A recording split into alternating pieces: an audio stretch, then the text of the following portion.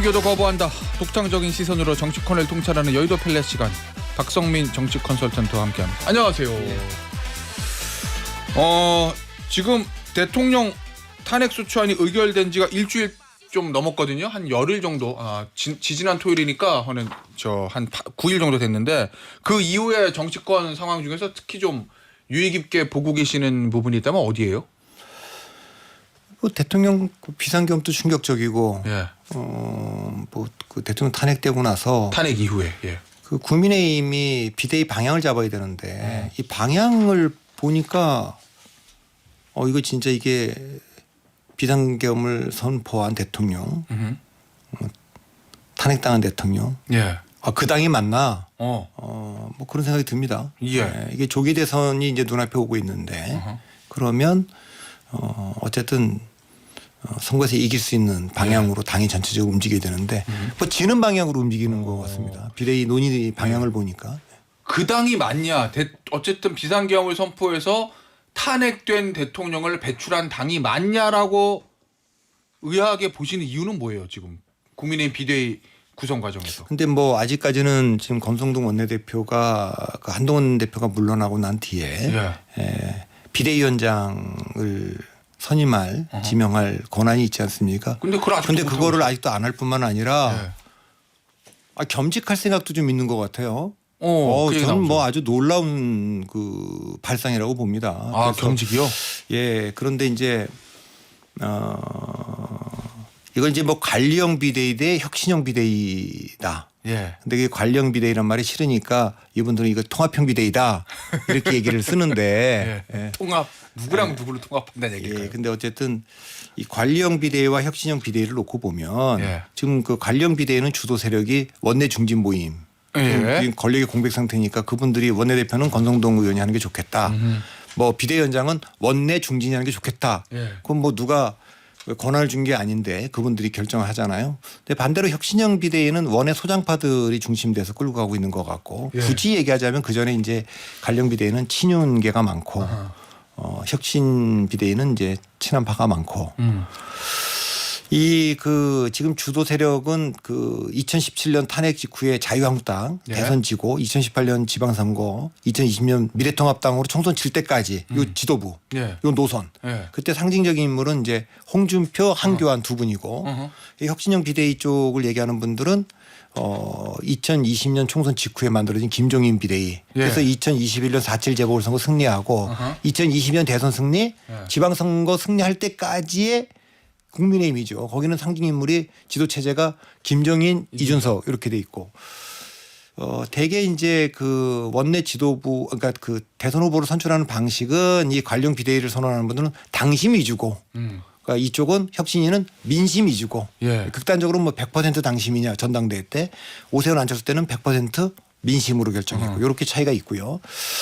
슬로건으로 보면 노선으로 보면 제가 보기에는 관령 비대위 주장하는 분들 이분들은 주로 탄핵 반대파들 아닙니까? 그렇죠. 그리고 이쪽은 탄핵 찬성파들이고 탄핵 반대파들의 노선은 자유우파 결집론 이른바 이게 자유한국당 때 나왔던 건데 그리고 이쪽에 혁신형 비대위를 주장하는 분들은 중도 배원 확장론.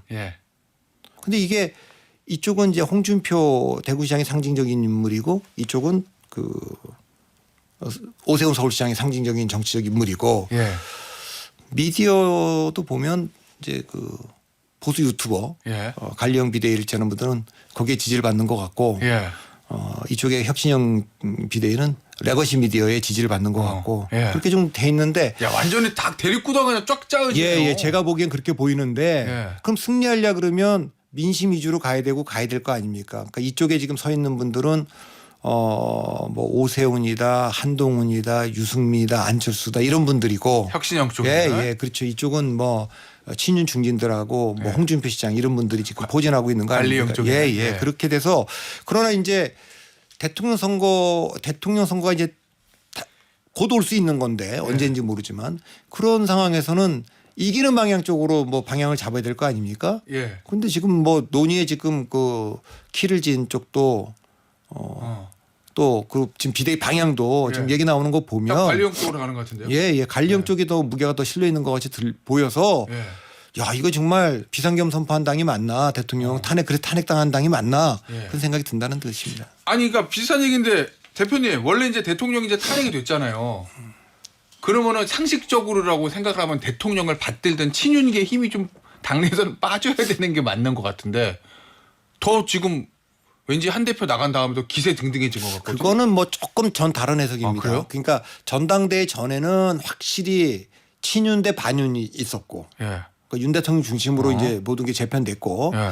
전당대회 이후에는 친윤과 반한이 있었다고 저는 봅니다. 그것이 이제 뭐 특검법이나 뭐 예, 예. 당원 게시판 그 대립까지 쭉 싸우다가 예.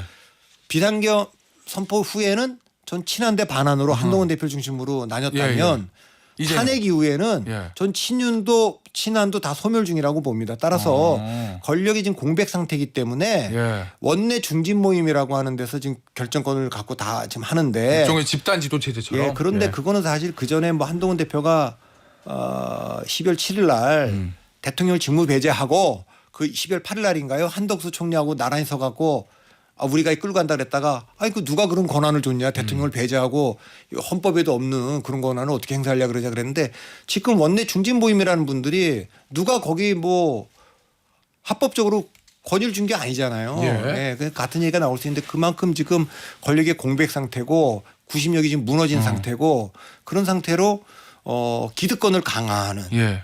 뭐 그런 방향으로 지금 의사결정이 되고 있는 것 같아서 저 그걸 또 막을 힘도 지금 한동훈 예. 대표도 없고. 쫓겨났고 예. 이준석 대표도 바깥으로 쫓겨났고 예. 뭐 안철수 의원도 지난 전당대회 이후에 당내 세력이 없고 예. 유승민 의원 뭐 요즘 방송 나와서 계속 바른 소리 하는 것 같지만 당내에서 별로 지지세가 없고 뭐 이렇게 돼 있으니까 뭐 가야 되는 방향을 얘기하는 분들은 세력이 없고 예. 세력 있는 분들은 이상한 방향으로 가고 어. 지금 그렇게 국민의힘이 돼 있는 것 같습니다. 자, 그럼 앞서 이제 관리형, 그다음 혁신형 쫙 이분해가지고 거기 주요 세력들 노선 쫙 정리해 주셨잖아요. 현실적으로는 그러면 관리형으로 갈 것 같다. 그래 보입니다. 예. 내일 발표. 하긴 뭐 지금 보도 나오는 게 보니까 권성동 대표 원톱설 또는 투톱이면은 비대위원장의 뭐 권영세 의원, 뭐 나경원 의원 유력하다. 아니 그러니까 아까 그러던데. 그 탄핵 이후에 1차 탄핵 이후에 박근혜 탄핵 이후에 자유한국당부터 예. 미래통합당까지 보면 예. 중간중간에도 비대위가 있지 않습니까? 예. 뭐 김병준 비대위도 있고 아하. 막 있잖아. 그러나 여기는 보면 대체로 그 민심과 멀어져 갖고 정말 어려운 시기였고 그거는 당내에서는 인정하지 않고 예. 뭐 그럴지 몰라도 2020년 총선 패배 직후에 김종인 비대위원장으로 1년을 길게 왔지 않습니까? 예. 그 결과가 4.7 재보궐선거의 승리고 그다음에 이제 6월 10일 날 2021년 6월 11일 날 이준석 대표 체제가 들어와서 어쨌든 대통령 선거와 지방선거를 이긴 예. 거고 요 국민의힘이라는 게 있지 않습니까? 그때가 뭐 극우 유튜버들 또 태극기 부대하고 절연을 하고 탄핵 강도 건너고 예. 뭐 부정선거론하고도 거리를 두고 이렇게 했는데 지금 다시 그 시절로 돌아간 거 아닙니까? 예. 그러니까 거기다 이제 뭐 이제는 뭐 그냥 보수 유튜버라든가 태극기 부대라든가 부정선거 뭐 이런 걸 넘어서 갖고 이제 역술인들까지 등장하는 정도까지 예. 몰렸으니까 이게 민심이 지지를 하겠냐고요. 그러면 권성동 원내대표가 지금 생각해야 될 문제는 본인 개인의 뭐 미래라든가 뭐 이런 게 아니고 영남 의원들 미래가 아니고 이 당의 미래, 나라의 미래 생각한다면 예. 자기들 기득권을 넘어서서 정말 상상할 수 없는 카드를 좀 꺼내야 되는데 예. 지금까지 뭐 모르죠. 아직까지 발표 전이니까 놀라운 발표가 있을 수도 있겠는데 없을 것 같은데요. 예. 그렇습니까? 예. 근데 지금까지 나오는 얘기로는 뭐 이게 연막 작전이 아니라면 그렇다면 뭐 그 나왔을 때 지금 거론되는 분들 중에 누군가 맡았다. 그 탄핵 반대했던 분들일 거고 예. 그럴 텐데 야 그거 그 비대위가 대선 경선판을 뭐 굉장히 그 저기 뭐 이렇게 국민들이 그 동의할 만큼 만들어낼 것 같지도 않고 그리고 정책 방향이나 노선 방향도 정하지 못할 것 같고 그래서 뭐 좀 어려운 길로 가는 게 아닐까 보입니다. 대표님, 박근혜 전 대통령 탄핵된 다음에 지금 기준으로 뭐 혁신형 비대 저 관리형 비대위처럼 그 형태로 가다가 국민의힘, 그러니까 자유한국당의 미래통합당 시절까지 한 3년은 정말 힘들었잖아요. 한 그때 3년. 당이 아예 분열됐고 예. 그러니까 그건 바깥에 뭐 반기문이란 분을 옹립하기 위해서 예. 뭐 이제 유승민 의원은 그 생각 안 했겠지만 적어도 김무성이나 이런 분들은 그런 생각 했을 수 있지 않습니까? 그러니까 그렇겠죠. 상당수의 주력 부대가 바깥으로 나갔고 예. 그때 홍준표 당대표도 그 대선 후보도 2017년에 대법원에서 무죄가 돼서 그 후보가 될 수 있었고 그때 승리를 예견한 사람이 아무도 없지 않습니까? 그때 예. 정호택 비대위원장인가요? 뭐 모르겠습니다. 그런 하도 체제로 치렀고 예. 그리고 이제 그 대선 패배 이후에 홍준표 대표 체제에서 지방선거를 지고 한가한 대표 체제 들어와서 총선 졌지 않습니까? 예. 근데 그 과정이었는데 제 눈에는 그래도 지난번에 총선 졌을 때도 이 결과가 미래통합당 시절처럼 보이지만 내 눈에는 자유한국당으로 돌아간 듯이 보인다. 그런데 맞아요. 지금 네. 자유한국당으로 가 있는 것 같습니다. 알겠습니다. 그럼 이 상태대로 만약에 저 관리형 비대위 형태로 쭉 간다고 하면 큰 변화 없이 조기 대선이 벌어지면 그럼 지겠죠. 국민의힘이 네. 대선을 치를 여력이 있습니까? 지금? 저는 뭐 경선판을 만드는 것도 쉽지 않아 보이고 예. 물론 이제 유력 대선 주자 둘 중에도 예. 탄핵을 찬성한 오세훈 시장도 있고 뭐 유승민 안철수 이런 분들도 있고 그 중에는 뭐 오세훈 시장이 좀 그래도 당내 새도 조금 있는 듯이 예. 보이고요. 그러기는 합니다만 저쪽은 사실 그 탄핵을 반대했던 분 중에는 대선 후보급이라고 하는 분들은 중진들은 많지만 예. 홍준표 시장 말고는 홍준표 시장 말고는 예. 거기에 이제 뭐 본인들이야 속으로야 뭐 김기현 전 대표나 나경원 전 대표라든가 뭐 권성동 이런 분들이 꿈을 꿀지는 모르지만 예. 대중이 보기에는 대선 주자는 홍준표다 뭐 이런 거 있는 거 아닙니까? 예. 대선 주자급으로만 보면 뭐 탄핵 찬성파들이 더 많은데 세력이 워낙 압도적이니까 당신 민심 논쟁이 또 나오겠죠. 그러면 대표님 보시기에 그 권성동 원내대표하고 중진 회의를 구성하고 있는 저 다선 중진 의원들의 속내는 뭐예요?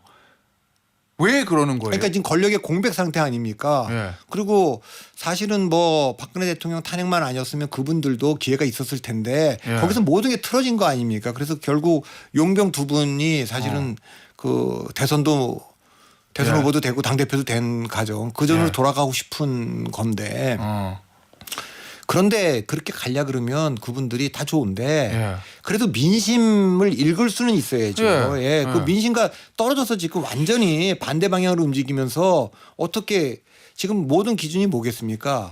대선을 앞두고 있는데 민주당도 마찬가지. 민주당도 한독수 체제를 탄핵할 거냐 말 거냐 기준이 뭐겠어요? 여론일 겁니다. 여론이 예. 어떻게 반응하냐. 예. 대선 다가올 텐데.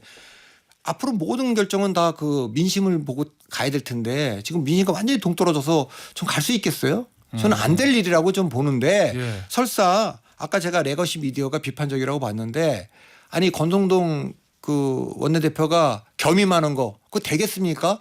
설사 해도 예. 며칠 못 가고 무너질 겁니다. 또 관련 비대위 세워봐도 몇 걸음 못 갈 거예요. 그러니까 지금부터 이걸 폭넓게 지금 그 의견을 들어서 지금 위 비상사태에서 우리가 어떻게 해야 되냐 이래야 되는데 좀 뭐 그런 생각들을 안 하고 있는 것 같습니다.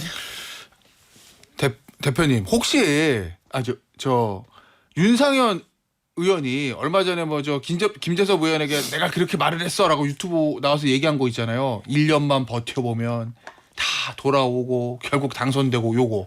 그게 윤상현 의원 혼자의 생각이 아니라 혹시 지금 국민의힘 중진들 머릿속에 다 그게 거의 그 생각이 공유되고 있는 거 아니에요? 그 생각은 있겠죠. 왜냐하면 그때도 버티면은 나는 지역구도 좋으니까 당선되고. 그러기도 하고 예.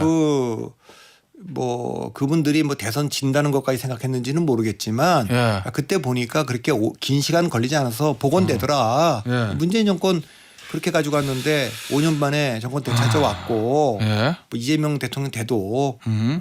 잘하겠냐.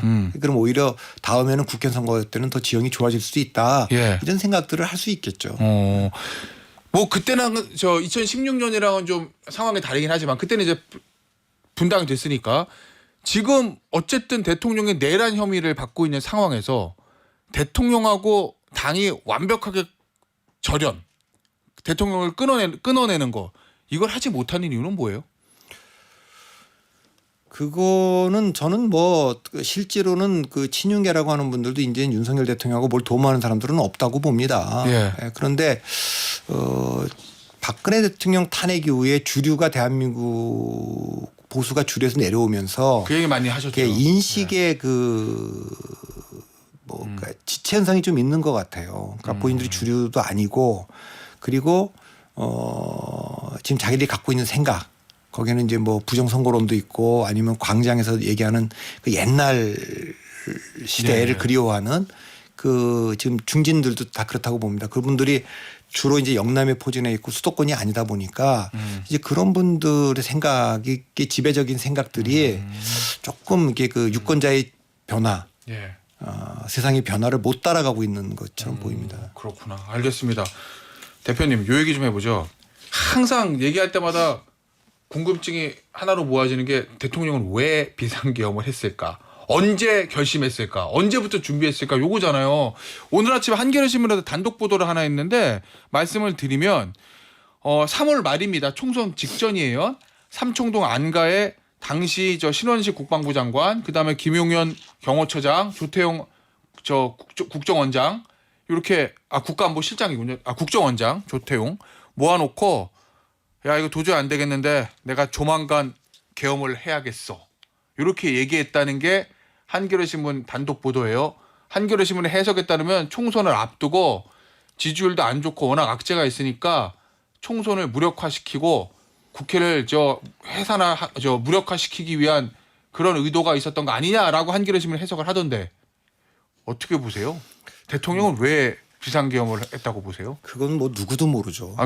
다 추측이죠. 뭐 아무도 모르는데 이제 와서 보면 몇 가지 유추해 볼 수 있죠. 그러니까 선관위에 군을 보내고 김용현 국방부 장관이나 대통령이 부정선거론을 담아서 여러 번 반복하는 걸 보면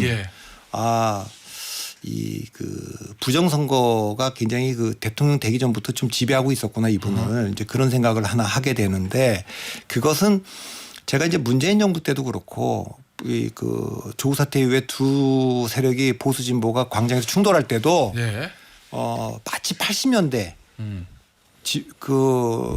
뭐 운동권 지하 지도부가 있다고 보수는 망상을 갖고 있고 또 반대로 진보파들은 80년대 관계기관 대책회의를 하고 있다 어디서 뭐 이런 얘기들을 저는 그 망상 아니냐 그렇지 않다 그랬는데 지금 와서 보니까 그 일종의 관계기관 대책회의 같은 거를 오랫동안 뭐한 것처럼 보이지 않습니까? 그렇게 됐는데 제가 보기에는 뭐 대통령이 되고 나서 그 야당으로부터도 그렇고 여당으로부터도 언론으로부터도 대통령으로 좀 인정받지 못한 뭐 그런 것들이 조금 그 대통령이 좀 그 절제력을 잃고 폭발한 거 아닌가 생각도 드는데 저는 용산으로 옮길 때 그때도 제가 그 비판을 했어요.